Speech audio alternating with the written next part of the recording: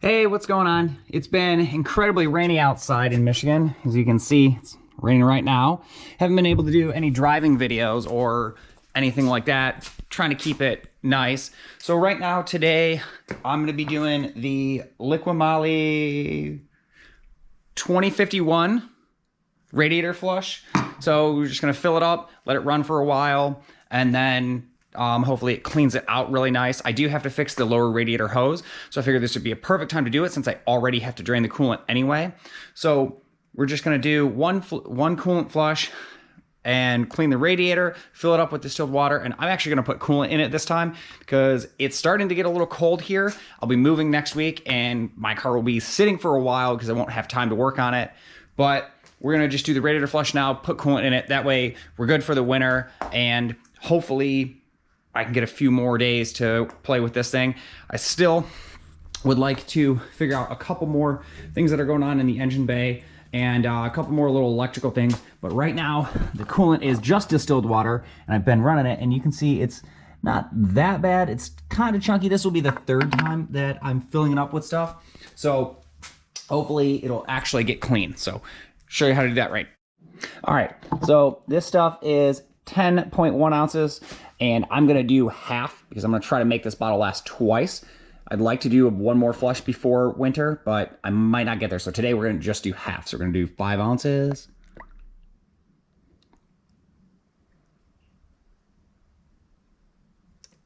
All right, good there. Just pour this in here.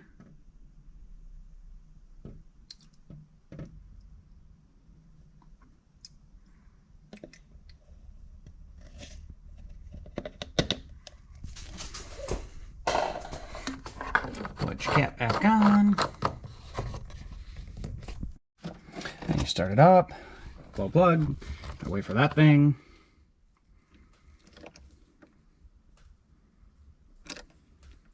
And we're good. There we go.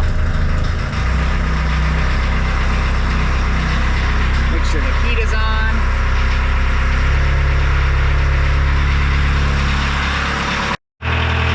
And then we're gonna let it run for 10 to 30 minutes, they said. So I will update you when we're done running it. All right, we let it run for 20 minutes. Figured right in the middle, 10 to 30 they said, so I did 20. So now we're gonna let this cool down, and then I'm gonna drain everything, and hopefully it pulls some of that gross contaminants out. And then I can replace the low radiator hose. Oh, need a little light.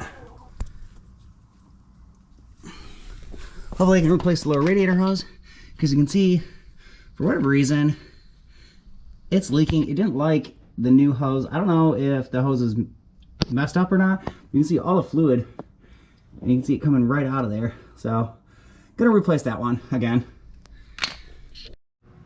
In the meantime of letting it run, I know my roof was pretty bad the first time, and I recently washed it, and it got a lot better. You can see over here, I really aggressively brushed that area, and a lot came off. So I think I can get this roof to polish up. What I actually did while it was running, I did a tape line and used some just rough rubbing compound on a terry cloth, and you can see it pulled a lot of the oxidation off, and actually, you can hear, it's not scratchy coarse like over here is. So I think this thing can actually shine up a little bit. All right, well, I got it draining right now.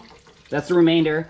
This is out of a brand new, fresh, clear container, so that way I can really see how bad it is. I'm actually just gonna let it settle and see what happens while I fill it up, and I'm gonna take this out and clean this thing out again. It'll be the second time I've cleaned it, but it's a lot better than when I started. When I started, this thing was absolutely disgusting. So we're gonna start with that one, and then we're gonna fix that radiator hose.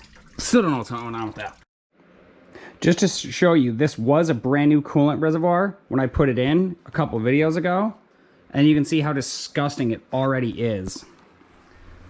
So this is exactly why I wanted to do that, the chemical clean. And I already cleaned this once, so I'm hoping this thing actually gets cleaned out now. All right, so I cut the hose a little bit. It looks like maybe the end of the hose was made wrong because it could slide right over. So now that I cut the hose, it slid right on top. And I mean, it was a way tighter fitment. So I think that's all it was the hose was mismade from the factory. And then this thing, just got water in it right now, but you can see this thing's a lot cleaner than it was. I had it in my hand. This is the hose, so you can see it kind of tapers. So the inside is actually a lot bigger than the outside. So I think it was going onto the fitting and fitting like that and bottoming out. And it was bottoming out at the high side, so it couldn't actually get a good seal. All right, so I just got back from a test drive and it looks like it's not leaking. Got the new coolant in, and one more time before winter, I will drain it and put actual coolant in. The only thing I had is distilled water. I can't get to the parts store in time today, so I did that. But here's the coolant that came out of the car, and it's been sitting since I did that. So it's been sitting for probably about 2 hours, and you can see the separation right there of how gross it is down here with all the contaminants, and it's more water up here. And I've been running just distilled water, so that is definitely not watercolored. So I've got to say the Liqui Moly stuff works. So I'm gonna give that a pass in my book, and it's the 2051 Liqui Moly engine coolant radiator flush. So it's this guy right here. So, hey, thanks for watching, and got 22 subscribers, so I'm almost up to 25. That's a lot more than I thought that people would actually watch, so keep it going. Thank you. All right, well, it's the next night, and I went to go work on the Bark again, and I had a fuel leak. So, got tiny little pinhole leak coming from the hard line. Thank God it happened in the garage, but that just kind of sucks. So, I already ordered new ones, and they're gonna be here tomorrow. So luckily a place locally that had them. Sucks, but hey, rather have it break down in the garage than on the road. So that's all.